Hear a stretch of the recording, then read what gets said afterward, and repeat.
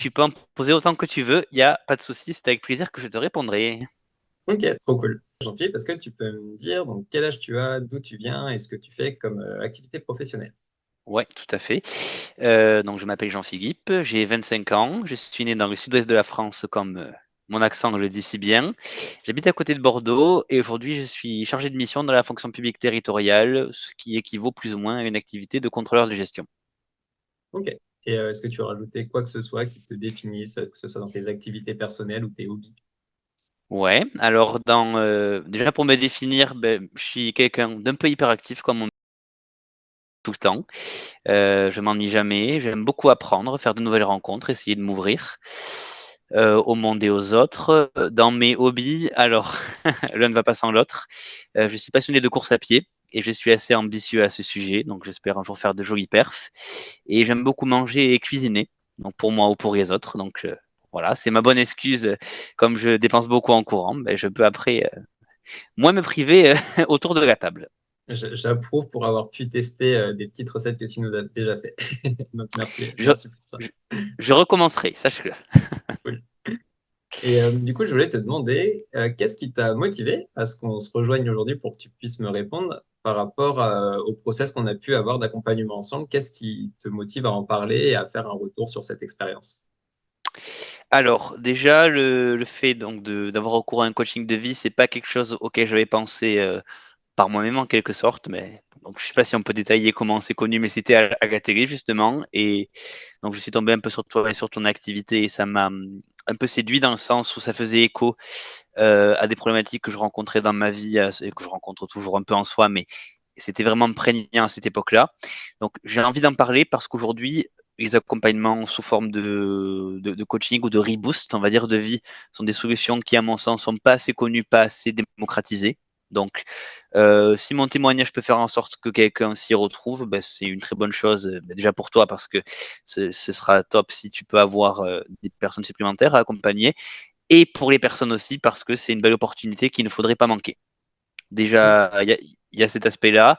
Et ensuite, le fait que j'ai beaucoup aimé justement le regard, on va dire, toute l'approche qu'on a pu mener, qui m'a apporté des outils que j'avais pas auparavant, qui m'a permis de changer un peu mon fusil d'épaule et d'appréhender un peu la vie et les différents sujets différemment. Donc, je suis un peu partisan de dire quand ça va pas, il faut être honnête à ce sujet, mais à l'inverse, quand tu es content, c'est important de bien l'affirmer.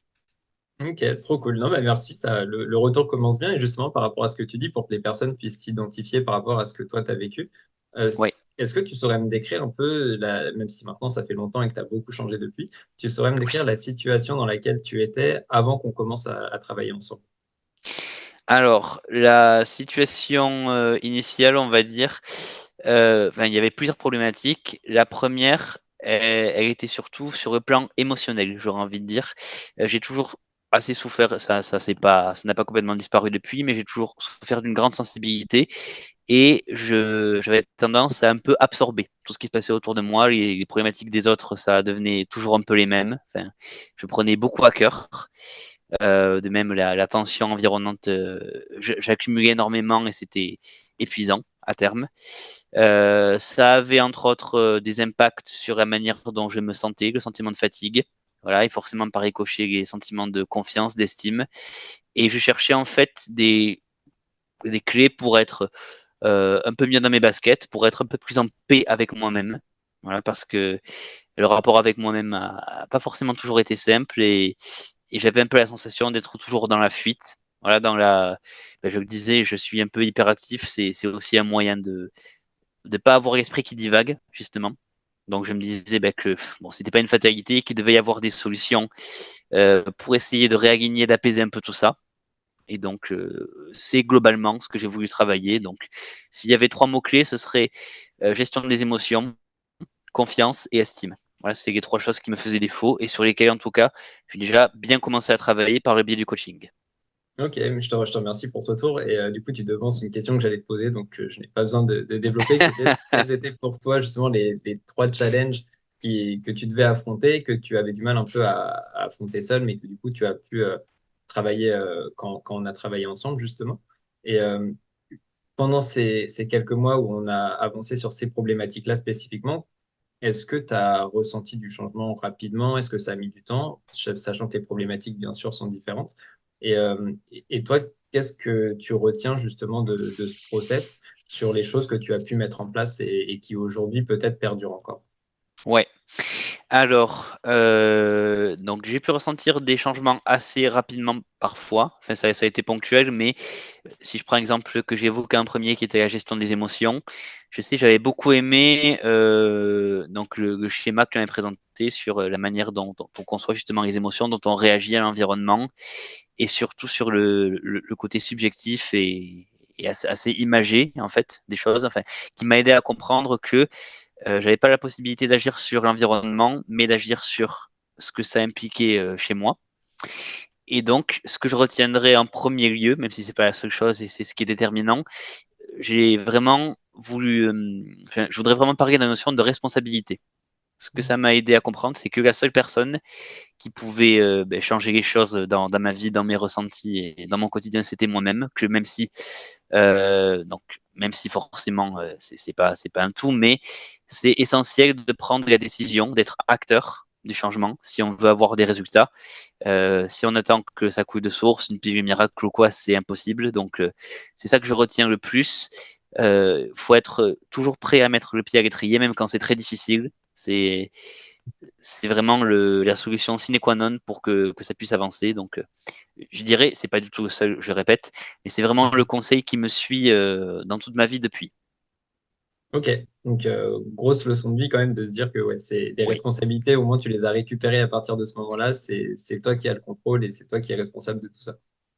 exactement. Et la responsabilité, c'est une charge, mais ça, enfin, la médaille a un revers évidemment, c'est que je suis aussi davantage libre au final de la manière dont je gère ma vie, de ce que je perçois, de ce que je veux mettre en place. Donc, enfin, c'est toujours, je trouve, plus confortable d'être acteur de sa vie, d'être plus en contrôle, comme tu le dis, plutôt que de subir. Et c'était aussi ma problématique de subir un peu ce qui se passait, d'avoir cette espèce de sensation de comment dire, de fatalité, oui. J'évoquais ça tout à l'heure. Ça, j'ai réussi à m'en défaire et c'est très bien.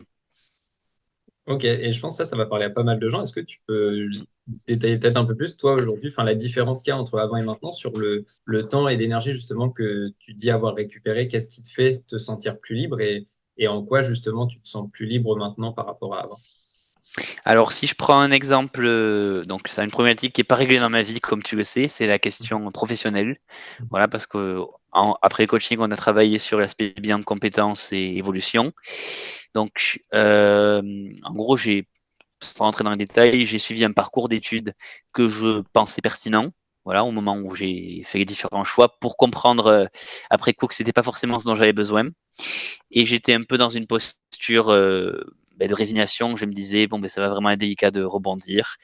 Et j'ai pu comprendre que si c'était possible, pas forcément tout de suite, avec de l'effort, avec des concessions, mais qu'il n'y a aucune solution, aucune situation, pardon, qui est vraiment une prison. Il y a toujours la possibilité de faire autre chose, de quitter un environnement où on se sent mal, sous réserve qu'on prenne la décision, qu'on mette en place une stratégie, donc qu'on puisse le préparer un temps soit peu, et qu'on se tienne à ce qu'on prévoit et qu'on soit prêt à faire les sacrifices correspondants. Et, euh, et de même aussi sur la liberté, enfin, c'est lié, c'est un peu lié, mais pas tout à fait. J'ai aussi appris davantage, en tout cas, même si c'est toujours un peu complexe, à me donner le droit à l'erreur. Là, je Mhm. parle de stratégie, plan d'action et d'être bien discipliné. C'est pas tous les jours. Voilà, il y a des moments où c'est plus complexe. Donc, il faut quand même serrer les dents et continuer. Mais c'est aussi humain de pas être au top tout le temps. Et ça, c'est quelque chose que j'ai appris à un peu accepter. Je dis un peu parce que avant c'était vraiment zéro pointé. Aujourd'hui, c'est en partie. Mais vraiment, je suis super attaché à la logique des petits pas en fait. Et je me dis que le premier pas, ben, je l'ai fait, je pense, grâce à tout ce qu'on a mis en place. Donc c'est super important de le valoriser, à mon sens.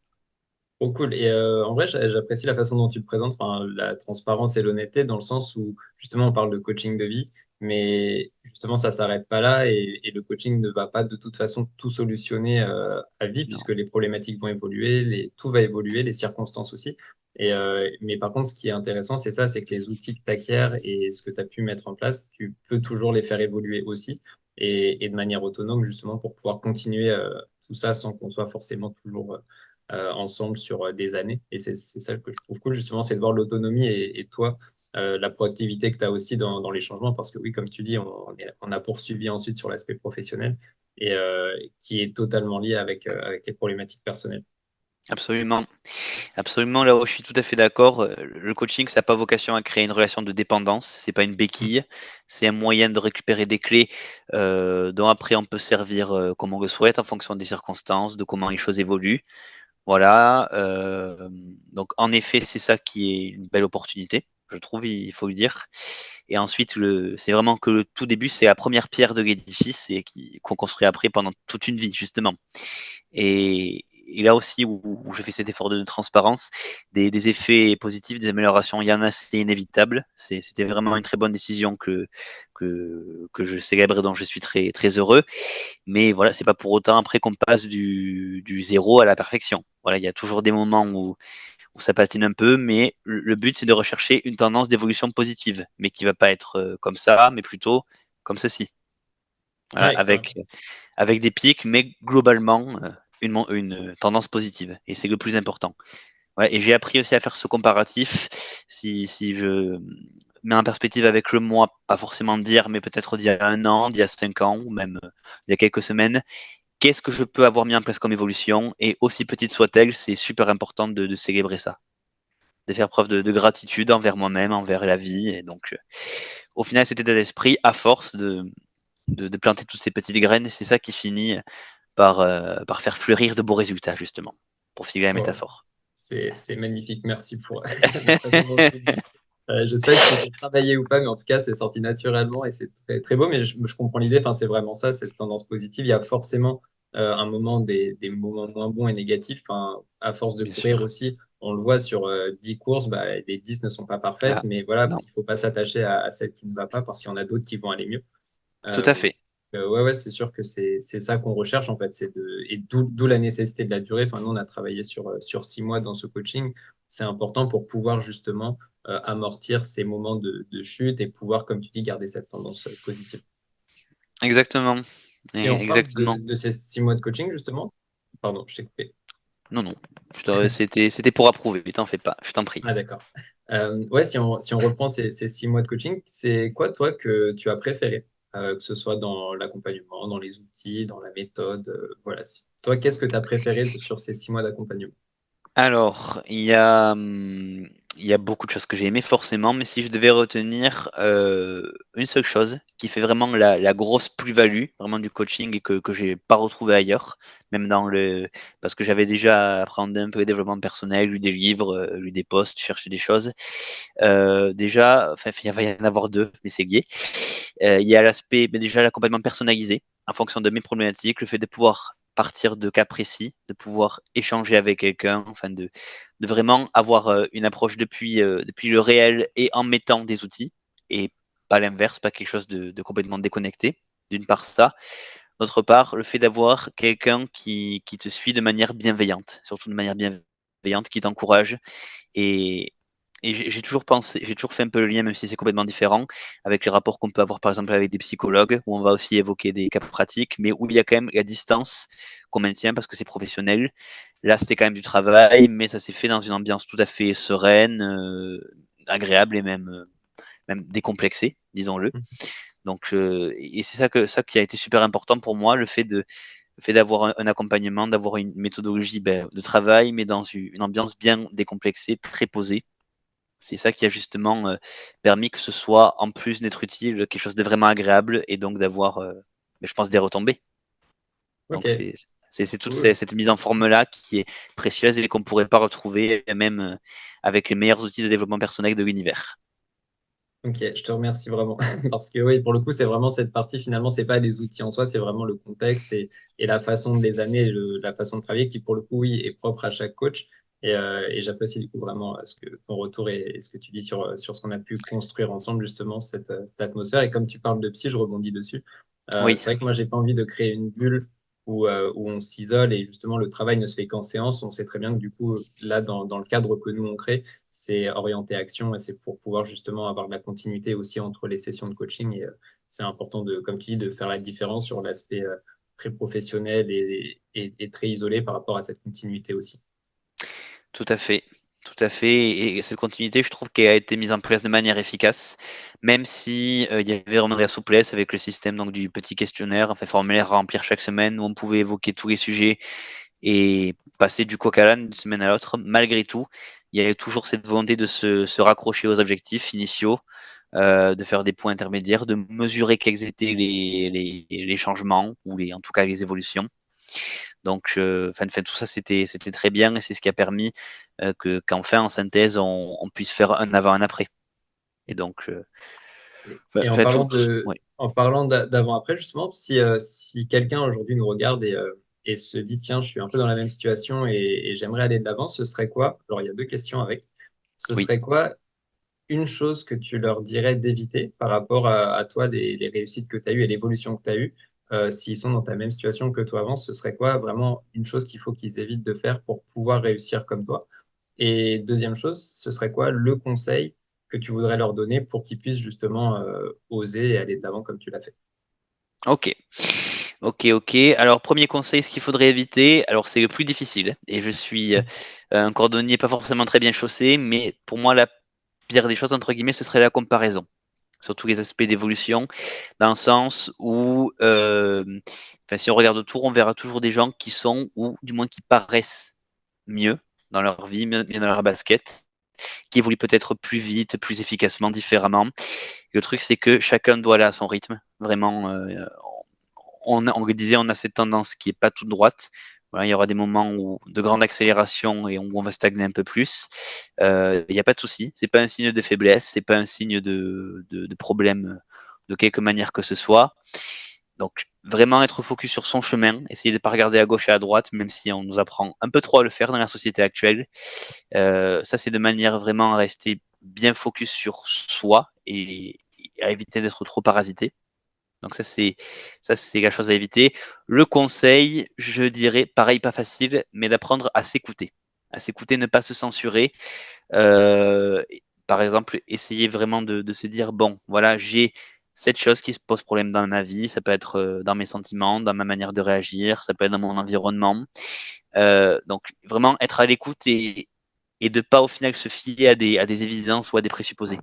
Voilà, je reprends l'exemple de tout à l'heure parce qu'il est parlant. Je suis malheureux dans mon travail, mais c'est comme ça, il faut bien que je travaille, puis j'ai toujours fait ça et c'est fichu autrement. Non, ça ne l'est pas. Ça ne l'est pas. Si je m'écoute, je sens que c'est ça qui pose problème et donc j'accepte de pouvoir réfléchir sur ce sujet. On me dit souvent que je suis une personne susceptible qui se vexe facilement, c'est mon caractère, c'est comme ça, j'y peux rien, ben non. Non, non, si c'est une source de difficulté, ok, ben déjà il faut pouvoir le formaliser, avoir ce courage et c'est pas évident. Et ça, c'est un premier pas qui est essentiel pour pouvoir avancer, donc d'où la notion de responsabilité que j'évoquais tout à l'heure. Donc s'écouter, écouter ses besoins, mais aussi être à l'écoute de tout ce qu'il y a en soi et dans son environnement de manière précise, ça me semble essentiel et comme c'est pas évident, je ne peux que l'encourager.